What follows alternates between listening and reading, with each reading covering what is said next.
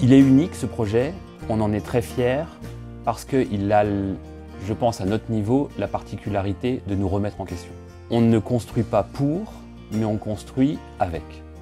Et ça change tout. C'est un projet pour des seniors, ça je pense que c'est le cœur du projet. Aujourd'hui les seniors, on le sait, sont confrontés à une problématique qui est l'isolement social.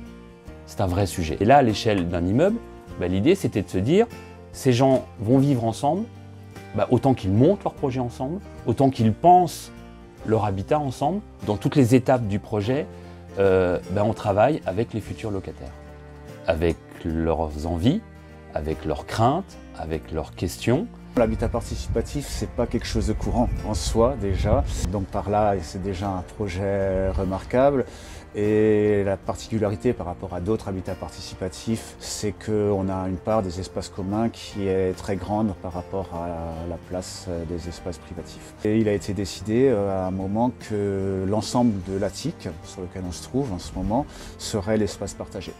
Je pense que c'est une très bonne idée parce que c'est un espace très beau. Les potagers, donc on est un groupe de 10 seniors solo. Donc en fait le point commun qui nous réunit, c'est quand même la solitude au départ. Donc moi j'ai une petite retraite et donc je n'avais pas envie de peser sur mes enfants. Ce qui m'intéresse beaucoup, c'est la solidarité en fait. Les espaces partagés vont stimuler le lien social en fait. Et donc on pense beaucoup se rencontrer, faire des repas ensemble. Et c'est vrai que ça fait plus d'1 an et demi qu'on se réunit régulièrement. On va inventer nos solutions et on va s'adapter au fur et à mesure. Enfin, nous sommes tous dans cet état d'esprit-là.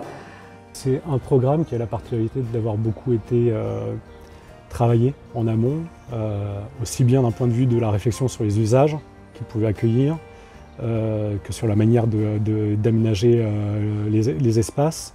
Ça a été travaillé aussi derrière pour que économiquement ça puisse être viable pour Habitat Lille, pour que ça puisse exister.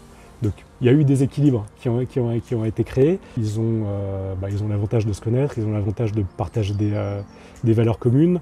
Là, il y a quand même une diversité de typologies entre PLAI, PLS.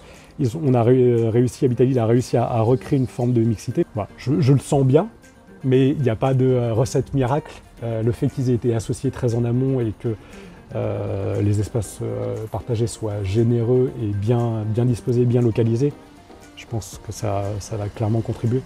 En fait, nous espérons être une alternative à l'EHPAD en fait. Nous aimerions vieillir ensemble le plus longtemps possible ici dans cet immeuble. Et donc nous inventerons nos solutions pour, par exemple, mutualiser les aides. C'est une vraie aventure, on se lance dans une vraie aventure. Nous sommes très heureux d'être accompagnés par Habitat de Lille, qui je pense est précurseur dans le domaine. C'est très sécurisant et on nous propose d'ailleurs un accompagnement social. Plusieurs personnes du groupe sont très intéressées, par exemple, on nous a proposé une activité d'informatique, une formation à l'informatique, et plusieurs de mes cohabitantes sont très intéressées par ces propositions. Et c'est vrai que c'est très rassurant pour nous. Nous sommes bien conscients que nous nous lançons dans une aventure et on ne sait pas où on va en fait. Donc on va inventer nos solutions et c'est ça qui nous passionne et qui nous stimule en même temps. Et du coup, on pense que nous vieillirons moins vite et plus joyeusement. C'est une expérimentation, dans le sens où déjà pour nous c'est la première fois.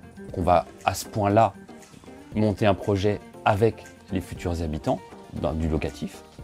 Maintenant, je pense qu'il est déclinable, mais l'idée justement, c'est de ne pas faire un coup, mais c'est de pouvoir le décliner et de pouvoir proposer à l'avenir une solution d'habitat et de logement, je dirais, qui convienne parfaitement aux futurs occupants.